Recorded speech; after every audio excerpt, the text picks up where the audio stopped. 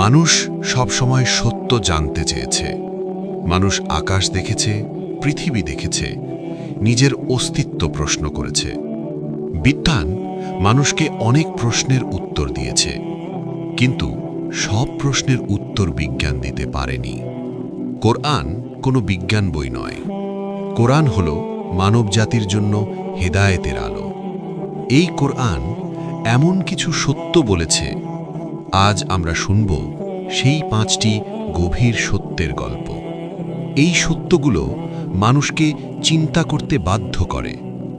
এই সত্যগুলো হৃদয়কে নাড়া দেয়।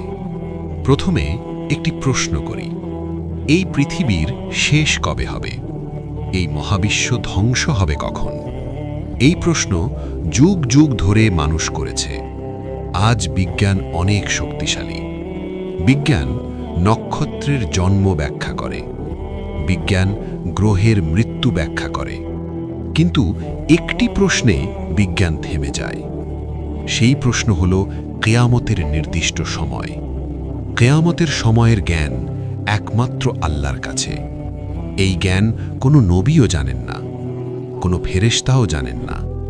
সূরা লুকমান আমাদের জানিয়ে দেয়, নিশ্চয়ই কিয়ামতের জ্ঞান আল্লাহর নিকটেই। আজ বিজ্ঞান কি বলে? বিজ্ঞান বলে মহাবিশ্ব একদিন শেষ হবে, কিন্তু সময় সম্পর্কে বিজ্ঞান নীরব। কেউ বলে বিগ ফ্রিজ হবে, কেউ বলে বিগ ক্রাঞ্চ হবে, কেউ বলে বিগ রিপ হবে। তত্ত্ব অনেক, নিশ্চয়তা নেই। কোরআন এখানে কোনো অনুমান দেয় না। কোরআন সরাসরি সীমা টেনে দেয়। এই সত্য আমাদের শেখায় বিনয়। এই সত্য আমাদের শেখায় আল্লাহর উপর ভরসা। কিয়ামত হঠাৎ আসবে, মানুষ প্রস্তুত থাকবে না, ব্যস্ত থাকবে দুনিয়ার কাজে। বিজ্ঞান তখন কিছু করতে পারবে না, প্রযুক্তি তখন কোনো উপকারে আসবে না। এই সত্য আমাদের সতর্ক করে আজই প্রস্তুতি নেওয়ার জন্য। কোরআন আমাদের শেখায় সীমা চিনতে। সব জ্ঞান মানুষের জন্য নয়। আল্লাহ যা গোপন রেখেছেন তা মেনে নিতে হয়। হে আল্লাহ, আমাদের কিয়ামতের জন্য প্রস্তুত হওয়ার তৌফিক দিন।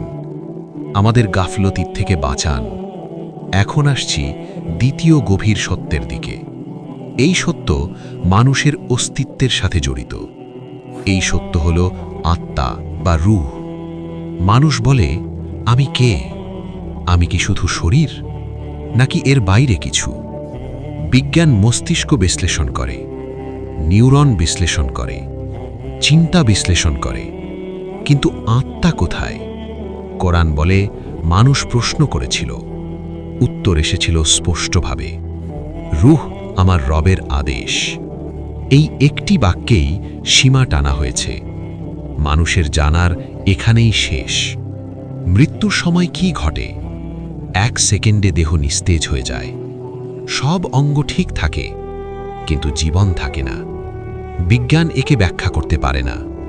কোরআন জানায়, মানুষ যা দেখে সেটাকেই সত্য মনে করে, মানুষ যা দেখে না সেটাকে অস্বীকার করে। কিন্তু বাস্তবতা শুধু দৃশ্যমান নয়। এই পৃথিবীতে অনেক কিছু আছে যা চোখে দেখা যায় না, কিন্তু অস্তিত্ব অস্বীকার করা যায় না। বাতাস দেখা যায় না, কিন্তু তার অস্তিত্ব সবাই মানে। ঠিক তেমনই কিছু সৃষ্টি আছে যাদের কথা কোরআন স্পষ্টভাবে বলে। প্রথমে কথা বলি ফেরেশতাদের নিয়ে। ফেরেশতা আল্লাহর বিশেষ সৃষ্টি। তারা নূর থেকে সৃষ্টি। তারা আল্লাহর আদেশ অমান্য করে না। তাদের কাজ নির্দিষ্ট। কেউ ওহী পৌঁছে দেয়, কেউ আমল লিখে রাখে, কেউ রূহ কবজ করে। কোরআন ফেরেশতাদের কল্পনা হিসেবে দেখায় না, বরং বাস্তব সত্তা হিসেবে উপস্থাপন করে। এখন প্রশ্ন আসে, বিজ্ঞান ফেরেশতাকে কেন খুঁজে পায় না? কারণ বিজ্ঞান কাজ করে বস্তু নিয়ে, যা ওজন করা যায়, যা মাপা যায়। ফেরেশতা নূরের সৃষ্টি। নূর শুধু শক্তি নয়, নূর আল্লাহর বিশেষ সৃষ্টি। বিজ্ঞান আলো বিশ্লেষণ করে, কিন্তু সচেতন আলো ব্যাখ্যা করতে পারে না। এখানেই বিজ্ঞান থেমে যায়, কোরআন এগিয়ে যায়। ফেরেশতাদের বিশ্বাস ঈমানের অংশ। এটা প্রমাণের বিষয় নয়, এটা বিশ্বাসের বিষয়। এই বিশ্বাস মানুষকে সংযমী করে, কারণ মানুষ জানে সব কাজ লেখা হচ্ছে। ডানে একজন ফেরেশতা, বামে একজন ফেরেশতা, এই ধারণা মানুষকে পাপ থেকে দূরে রাখে। ফেরেশতার বিশ্বাস মানুষকে দায়িত্বশীল করে। একাকিত্বেও মানুষ সতর্ক থাকে। হে আল্লাহ, আমাদের আমল কবুলযোগ্য বানান। ফেরেশতাদের মাধ্যমে আমাদের জন্য কল্যাণ লিখুন। এখন আসি আরেক অদৃশ্য সৃষ্টির দিকে, যাদের নিয়ে মানুষ ভয় পায়, যাদের নিয়ে ভুল ধারণা আছে। এই সৃষ্টি হল জিন। কোরআন বলে, জিন সৃষ্টি হয়েছে আগুনের শিখা থেকে। জিন মানুষকে দেখতে পায়, মানুষ জিনকে দেখতে পায় না। তারা আমাদের মতোই বুদ্ধিমান। তাদেরও ঈমান আছে, তাদেরও অবাধ্যতা আছে। বিজ্ঞান আগুন বোঝে, প্লাজমা বোঝে, কিন্তু আগুনের তৈরি সচেতন সত্তা বোঝে না। এটাই সীমাবদ্ধতা। জিন মানেই ভয় নয়। সব জিন খারাপ নয়। কোরআন বলে, কিছু জিন মুসলমান, কিছু জিন কাফির। এই ধারণা মানুষকে ভারসাম্য শেখায়।